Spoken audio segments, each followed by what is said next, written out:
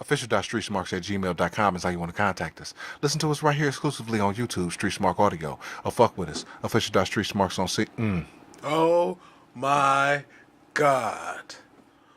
What is wrong with you? You come in here every week and say this shit. It's the same line every week, Fooch. Get it right. Official.StreetSmarks@gmail.com is how you want to contact us. Listen to us right here exclusively on YouTube, Street Smart Audio. Or fuck with us. Official.StreetSmarks on SoundCloud and IG. Street Smart Fanpage on Facebook. Street_Smarks on Twitter. Or ECW Memories. Before I get into the Extreme Retro Review for ECW, May 3rd, 1994, I want to talk to the motherfucking ECW Memories page. I want to talk specifically to the jackass or jackasses who reported the Francine pic of her tatas. I thought this was Extreme Championship Wrestling. That's what I thought. Not Dora the Explorer page, like a compatriot of the page says. I thought this was the place, and it's a closed group. It's a secret group. You know what I'm saying? It's not like it's public. You know what I'm saying? Where everybody can see our posts and people can judge us from the outside. No, this is only for the select 1,100, close to 1,200 motherfuckers that's in the goddamn room. Talking about memories from ECW and trying to expose some memories. Which we love.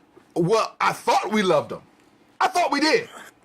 I know I do. I do. I'm the Pony Poon Pulverizer. You know I do. Right, and I'm the Tata Titillator. So, look. What I don't understand is that the broad was from ECW, okay, and we got motherfucking sex tapes of Paige leaking out and everything like that, and a whole bunch of motherfucking celebrities with their tits hanging out on social media. Right. And motherfucker reports a 20-year-old picture of some titties. That was already on Facebook. It's not like I uploaded the picture myself from like my personal stash of motherfucking of pictures and shit. I don't have pictures like that. I get pussy. The fuck do I need pictures in my motherfucking computer to upload for you motherfucking yahoos? It was already on another motherfucking ECW page. That was already on Facebook. So all I did was share externally to the ECW page. So when they put me in Facebook jail for 3 days, and by the time you motherfucking hear this shit, I'll be out of Facebook jail and we'll have fucking 1,500 members. Come on, somebody. And probably 100 fucking Legion of Street Smarks. Love y'all. But what I don't understand is, when they put me in Facebook jail for sharing the picture, I rebutted the response. I said, yo, it's not like I uploaded the picture again. I get pussy. So I uploaded it from another Facebook page. So why are you shooting the messenger? You know what I'm saying? There's all types of sexual shit on fucking Facebook. Yeah. Like, it's secret pages of motherfuckers fucking, where people are hooking up and all types of shit. Yeah. And freaky deaky after dark type shit. You know what I'm saying? That I may or may not subscribe to. But this shit is for ECW, and goddamn, the picture in question was Tommy Dreamer holding motherfucking Francine in a pile driver position, and her motherfucking tit popped out. We gonna review the shit in a future edition of Extreme Retro Review. I mean, it's history. It's fucking history. It needs to be recounted on. Shoot, I wanted to recount that history so much, I went and Googled the picture once I found out you had was in Facebook jail and shit. When Googled the picture, just for some research because I am the paragon of professionalism. To see, you know what I'm saying, to see what it was. And I mean, you know. And was it even that bad? No. For a motherfucker who has had sexual intercourse, it shouldn't be that bad. No. Oh, some motherfucking titties. But no. Some motherfucking goofball went and reported a picture to Facebook, and now you done fucked it up for everybody. Another piece of shit. So now I gotta go back when I come back from motherfucking Facebook jail and re-vet everybody. So guess what? Half the motherfucking people that's gonna be there ain't gonna be there no more. If you ain't active, you're gone. But I'm not gonna fuck up Craig Fair's motherfucking page for that. So I'm just gonna make a page within a page. For the truly, truly hardcore motherfuckers. There we go. The motherfuckers who really get it. The motherfuckers who really want to know what the shits and who's really with the shits. I'll fuck with y'all if you fuck with me. But for the rest of you fucking faggots, fuck off. Well said. So we have Paul Lee and 911 go to the ring. It's 911 versus Mikey Whipwreck and Stan Carson. double goozle, double choke slam. So second choke slam on Carson for the dub. 1 star. Whipwreck choke slam. Paul Lee dancing around with theatrics. He yells at Carson still breathing. So another choke slam on Carson. We got a Paul Lee chant. Another Whipwreck choke slam. We got a goozle on Jim Molyneux, the referee. But Paul Lee is trying his best and he backs 911 off. I love the upshot camera shots of 911. Another choke slam on Mikey Whipwreck, and they leave. Poor Mikey. Your thoughts on the match? I mean, it's like a 27-second match and stuff. So, I mean, you know, said his propensity for dealing out choke slams like they're Halloween candy, I kind of dig that. So, you know, but come on, that's not a match. That's just something to pop the crowd and shit. I thought it was awesome. Oh, yeah, very entertaining. And we're going on into the theme. A long ass Hey, thing. what's up, nigga? It's been 13 days we've been together, and you still ain't got my hair and my nails done. You see my toenail? It's chipped. I need $30 to get my toenails done. I need $20 for my nails, and I need a brand new outfit. And you know this dinner you just brought me? Where the fuck is my macaroni and cheese, nigga? I told you I want some motherfucking macaroni and cheese. I don't want this shit. I'm gonna tell you something right now. This is how the game gonna go. If you got your hand stuck out, I'ma give you back some dap. If You notice that theme was long as fuck. Because on the network, it was probably long. Definitely on the Tape Trader show, it was long. It was Immortal Sin by Rob Halford of Judas Priest fame. Also known Breaking the Law. Breaking the Law. Breaking the Law. So he did that song. But they show Sabu. They show highlights from the April 16th show. Honestly, they're just catching you up on the big angles and who the key guys are in the promotion. I think it's a nice touch. The song sucks. It's literally 5 fucking minutes long. Your thoughts? Oh, yeah, I was super freaking annoyed. Like, I don't know what song it was playing on the network and shit. But after like the first minute and stuff, I'm like, you know, still like, oh, seems a little long. And then after 2 minutes, we're like, okay. And then by 4 minutes and 30 seconds, I'm like, what the fuck is going on here? So yeah, hated it. So we got Joey in the Nest. He's running down the May 14th card. It's called When Worlds Collide. He's shilling the Kane match and how everything led to the match. We have a Sandman promo. He's broken tables, chairs, and haven't that been enough? Now you want to see Peaches strap him if he loses. It used to be simpler than that. Todd should know. He used to get a discount. If you're into S&M, voyeurism, all you have to do is pay. You don't need the match. He pauses, lights a squally. He says, no dough, no show. It's as simple as black and white. Your thoughts?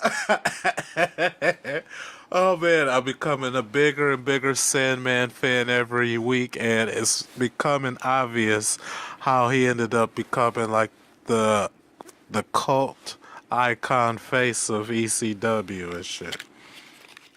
Awesome. So we have a Joey lead into the match from April 16th. Sal's the ref. It's Sandman versus Goof Cairo. Sal throwing stuffed animals. Still.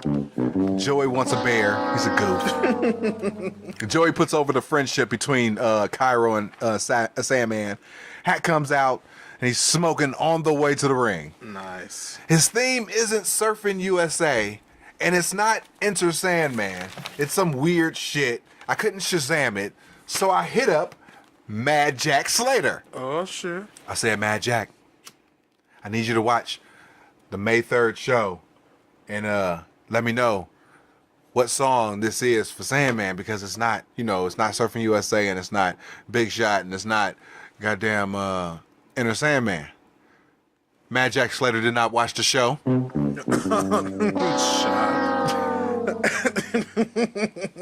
Oh yeah, four for four there, Mad Jack. So we got Hack smoking the whole squally. He's playing mind games with Cairo. It's a new take on the Memphis stall job. The third ECW theme comes on, and some dude walks down to the ring. It's fucking Peaches. Bob Ortiz explains the stipulations. Hack jumpstarts the heat by throwing the best drop kick in his career. 1 star. Goof gets tossed. They brawl outside. Stuff happens. Stiff backdrop suplex onto a table that doesn't break. Nice. Hack with a chair inside. Shoulder block from the top rope. Suplex by Cairo. Hack powders and stalks Peaches. He possums into a kick. More outside brawling. They're telling us, it's like good psychology. It's telling a story because every time Sandman looks at Peaches, he goes after her. Suckers the Goof in. It whoops the Goof's ass. Whoops his ass. And it's just lather, rinse, repeat. Don't save her, man. Stop saving these dudes. You know what I'm saying? Leave the trannies alone. Right. Sal wants action in the ring. Hack responds with a suplex onto the concrete. Comeback backdrop onto the table. A couple of chair shots as it breaks down from a brawl. Back in, top rope elbow. Dude just plopped onto him. Sal goofs. Hack wants a count. 1, 2, slow ass count. Hack gets pissed. It's a shoving match between the guys. Hack gets shoved into a sloppy teardrop suplex onto his fucking shoulder for the dub. 2.5 stars.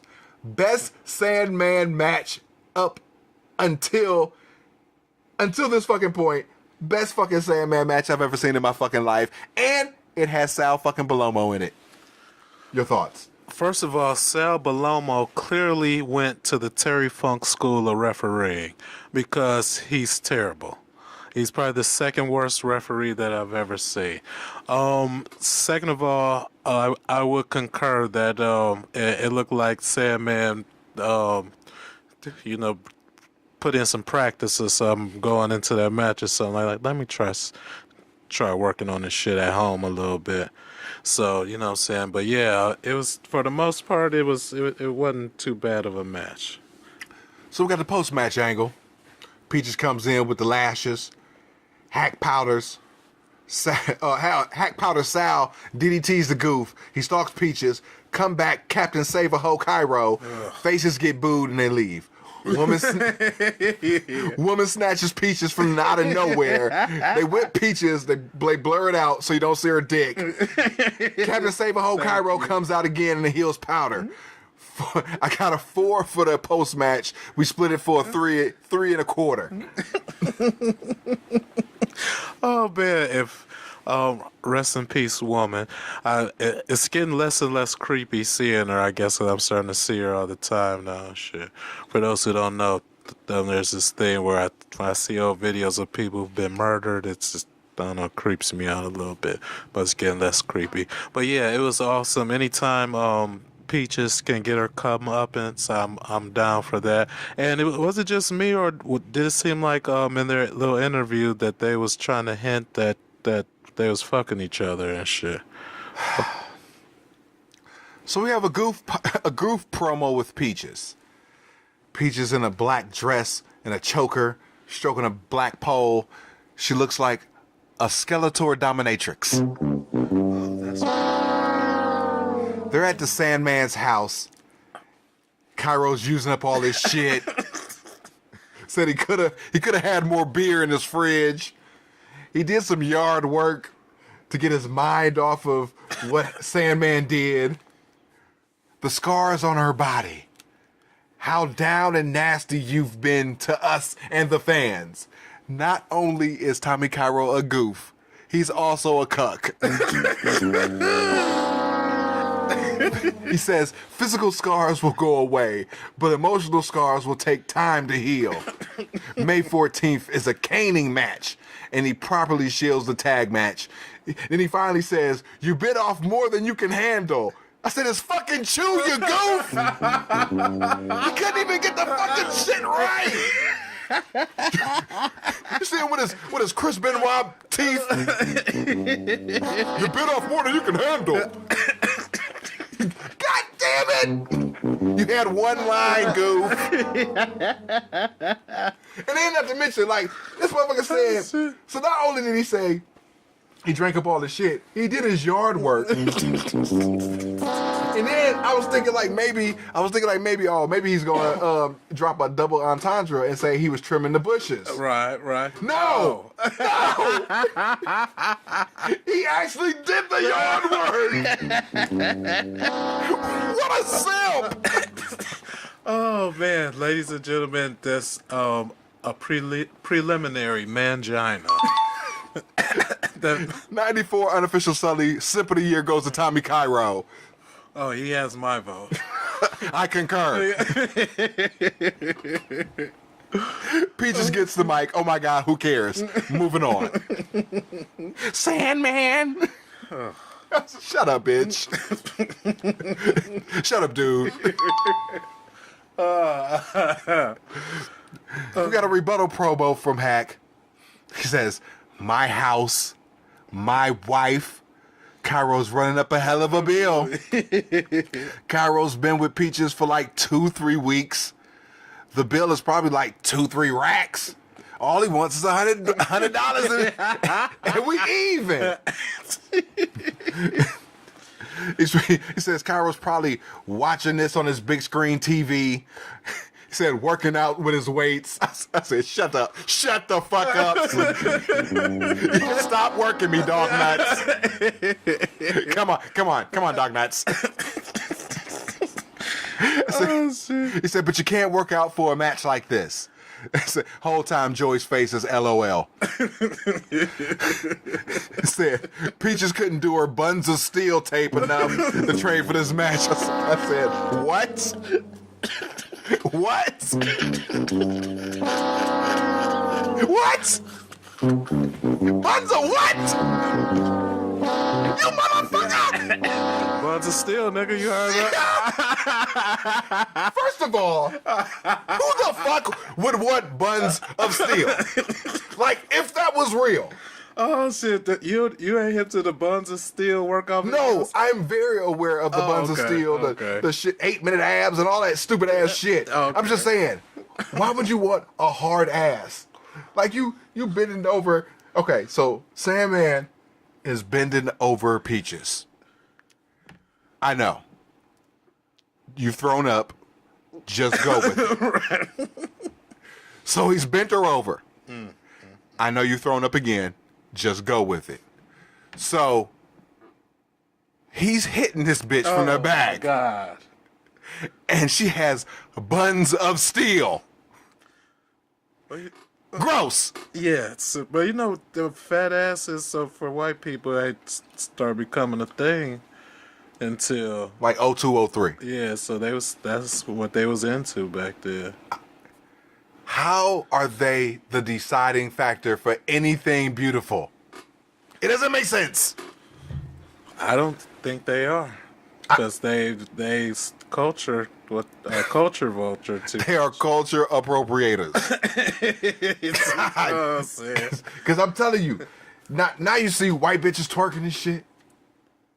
And don't get me wrong, them hoes can twerk. You know what I'm saying? I mean, some of them twerk very well. I'm not. I am an equal opportunity offender. I will hit all them bitches. But they wasn't on that shit. Look what you just stumbled onto on accident, though. So They wasn't on that shit till we was on that shit. they steal the shit, but once they steal the shit, there for some reason there's a sense of a stamp of approval and shit. Right, right. like, we create the wave. They take the wave, Oh, come on, somebody. monetize the wave, Oh, he preaching now. and then everybody want to jump on the motherfucking wave. Testify, my brother. All you gotta do is control the wave, or stop giving your motherfucking wave away. I'm gonna leave that right there.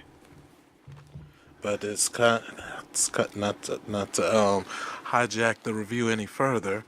But once you put the wave out there, that's always that risk of somebody trying to steal the wave. It's true. It's true. I mean, what can you do? Keep putting waves out there. Just keep creating waves.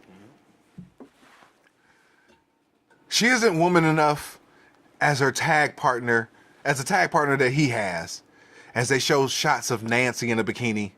In about 10 days, all of our dreams, Peaches. He lights another squally. Go up in smoke. Nice. On the Tape Trader show, there was a commercial for WCW Slamboree 1994, a Legends reunion. It's May 22nd, 1994 at the Philadelphia Civic Center. So, you could go to ECW and watch some guys that you don't know, or you could go to the Civic Center and watch some old guys that you don't remember sleepwalk through matches. Nice. Love those options.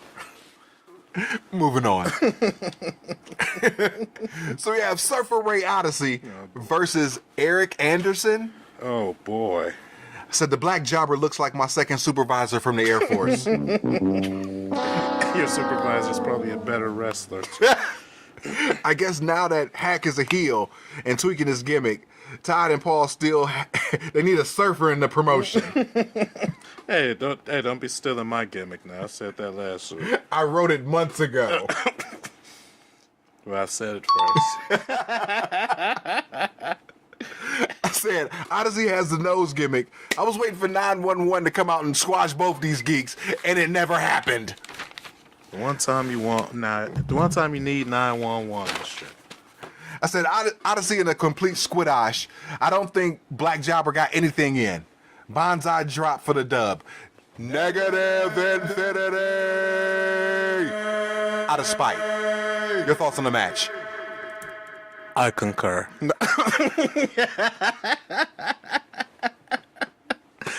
Well, I don't get jobber versus jobber matches, but I'm guessing the surfer dude is he's supposed to be somebody. But yeah, negative infinity. Surfer Ray Odyssey has not been on an Extreme Retro Review since Extreme Retro Review #1.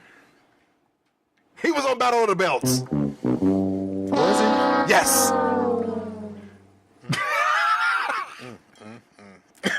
Welcome back. Moving on. So we got Joey in the nest with the TV champ Pitbull. Pitbull is shirtless, sitting calm with the TV strap around him.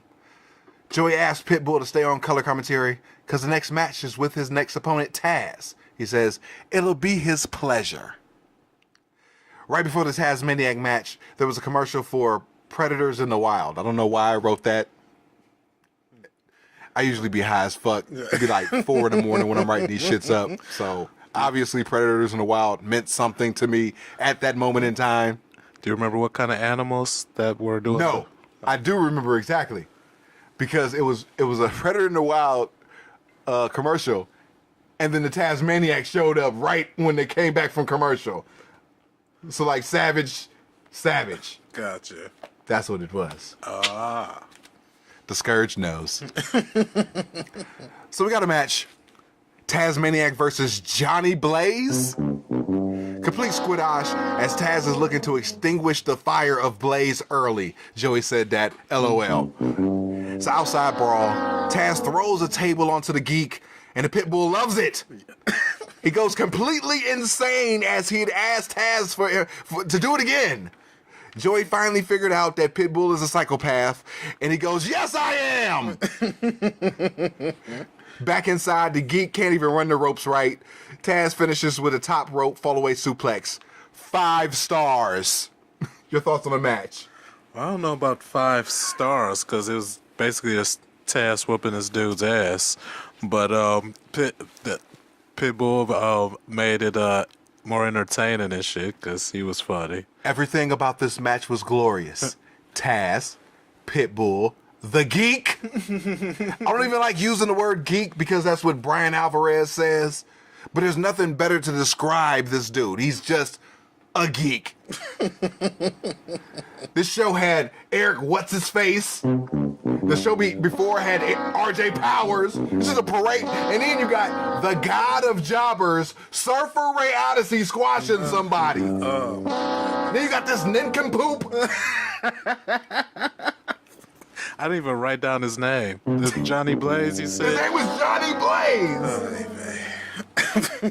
Taz then puts his foot in his mouth and throws him out of the ring. They cut the feed before he can bust a nut. Oh, thank God. Oh. Oh, man. We got a May 14th card bumper showing the entire When Worlds Collide card. Moving on.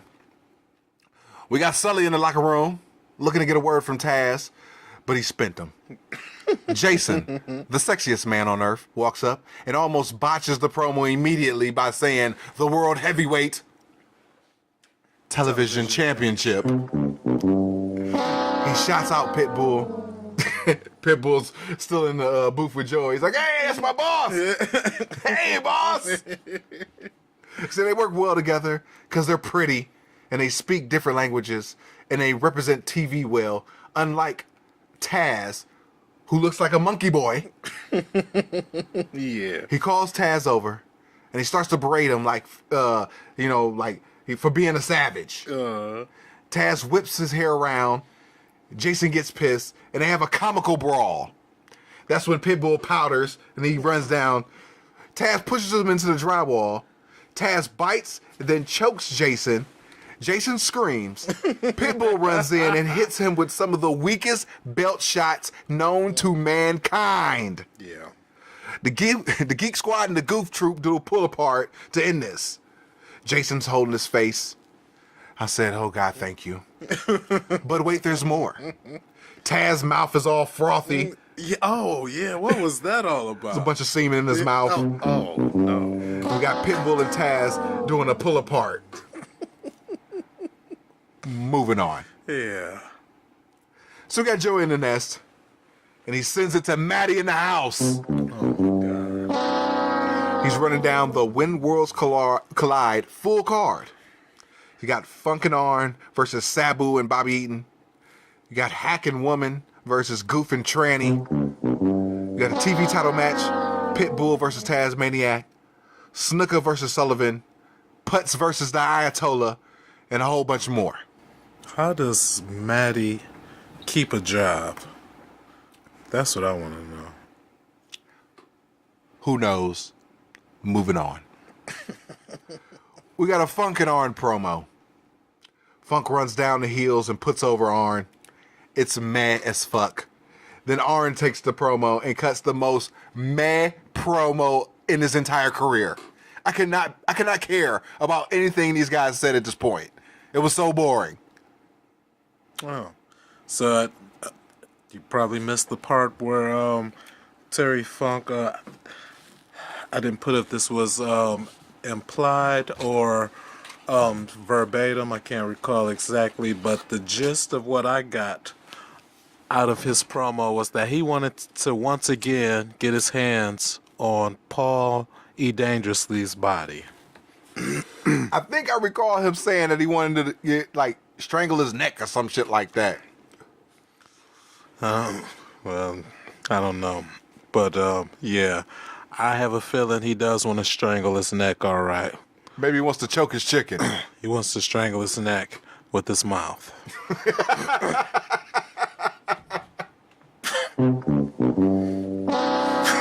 So we have a Paul Lee and Bobby Eaton rebuttal promo. Why does Bobby Eaton have a hat on? It looks so weird with a damn hat. They all got together and said, let's wear hats in ECW. Paul blends more WCW Dangerous Alliance stuff into the match, but it's really hard to get into it at this point.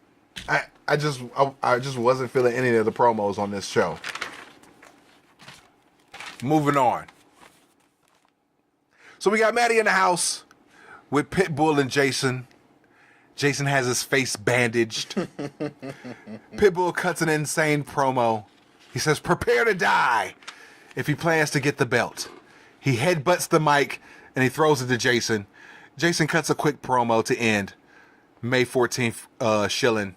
Said, overall, it was an awesome show that puttered to the end. Thumbs up. I want to give it a thumbs. I want to give it a thumbs to the side because it wasn't terrible, but it kind of leaned more to sucking than mediocre. So you know what? I'm feeling generous. It's about to be 2018. I'm gonna go ahead and rate the show mediocre. Feel free to skip it if you want to, but if you like watching shows in order, then by all means. This is not a skip show. I think that's the nicest thing I can say. When we come back, the Go Home Show for When Worlds Collide. Peace. Peace.